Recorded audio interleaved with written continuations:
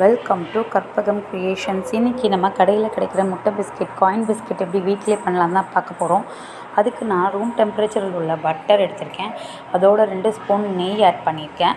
நம்ம எந்த கப்பில் மில்லட் எடுக்கிறோமோ அதே கப்பில் ப்ரௌன் சுகர் எடுத்துக்கோங்க. நான் வந்து தெனை மில்லட்டு தான் இன்றைக்கி எடுத்திருக்கேன். அதை நல்லா ரோஸ்ட் பண்ணிக்கோங்க. அப்போ தான் நல்லா அரைப்படும். அது ஃப்ளேவருக்காக நான் 2 ஏலக்காய் எடுத்திருக்கேன். அதை நல்லா ஃபைன் பவுடராக அரைச்சி எடுத்துக்கோங்க.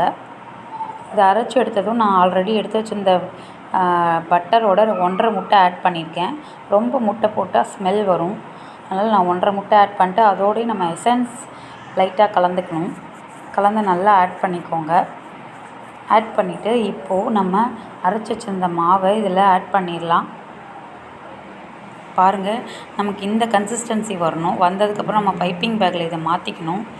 மாற்றிட்டு நமக்கு பேக்கிங் ட்ரேயில் பட்டர் பேப்பர் அப்ளை பண்ணி நம்ம அந்த காயின் ஷேப்ஸில் நமக்கு ரவுண்ட் ரவுண்டாக போட்டு வச்சுக்கணும். கரெக்டாக 8 மினிட்ஸ் பேக் ஆனால் போதும். 170 டிகிரி செல்சியஸில் பாருங்கள், நல்லா பேக் ஆகிருக்கு. ஜஸ்ட் 8 மினிட்ஸ்லேயே நல்லா சூப்பரான ஒரு காயின் பிஸ்கெட் நீங்களும் வீட்டில் ட்ரை பண்ணி பாருங்கள். இது மில்லட் காயின் பிஸ்கெட். இதில் கோதுமை எதுவுமே நான் கலக்கலை. சூப்பராக ஹெல்தியான ரெசிபி. வீட்டில் இருக்க குட்டீஸ்க்கு ரொம்ப பிடிக்கும். வீடியோ பிடிச்சிருந்தால் லைக் பண்ணுங்கள், ஷேர் பண்ணுங்கள், சப்ஸ்கிரைப் பண்ணுங்கள். தேங்க்யூ ஃபார் வாட்சிங்.